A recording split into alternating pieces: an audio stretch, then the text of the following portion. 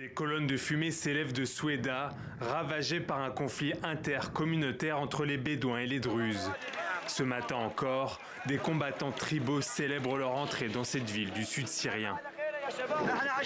Nous les tribus, nous nous battons contre le chef religieux druze et ses partisans. Aujourd'hui nous sommes venus chez eux et nous allons les massacrer dans leur maison. Pourtant, dans un discours retransmis à la télévision syrienne, le président intérimaire Ahmed al-Shara appelle toutes les parties à respecter pleinement le cessez-le-feu. L'État syrien s'engage à protéger toutes les minorités et communautés du pays.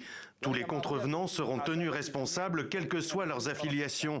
Personne n'échappera à ces actes. Cet appel à l'arrêt immédiat des combats intervient après le déploiement des forces de sécurité à Soueida, où plus de 700 personnes ont été tuées en une semaine.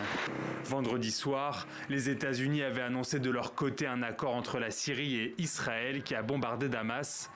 Un accord rendu public sur X par l'ambassadeur américain en Turquie, Tom Barak. Nous appelons les Druzes, les Bédouins et les Sunnites à déposer leurs armes et à construire, avec les autres minorités, une identité syrienne nouvelle et unie dans la paix et la prospérité avec ses voisins. Des affrontements se sont poursuivis cette nuit entre des groupes bédouins sunnites et druzes à l'entrée de Soueida. Disant vouloir rétablir l'ordre, le pouvoir syrien avait déjà déployé ses forces dans la région. Mais des témoins l'accusent d'avoir combattu du côté des Bédouins et d'avoir commis des exactions. En représailles, Israël avait bombardé l'armée syrienne et exigeait son retrait de la province.